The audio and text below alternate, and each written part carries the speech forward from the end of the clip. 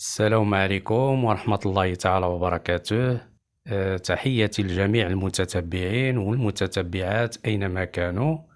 أولا كنشكر المنتخب المغربي لكرة القدم أسود الأطلس على هذا الإنجاز الكبير والعظيم، وهو الوصول للمربع الذهبي كأس العالم. هذا إنجاز بحد ذاته يعني تاريخي، غادي يبقى في الذاكرة ديالنا كمغاربة وكعرب وكأفارقة وكمسلمين.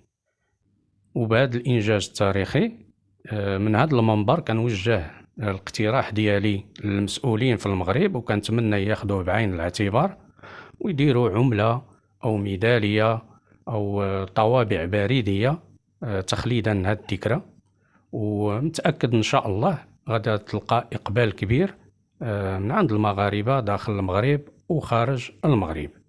وبالتوفيق للجميع، دمتم في رعاية الله وحفظه.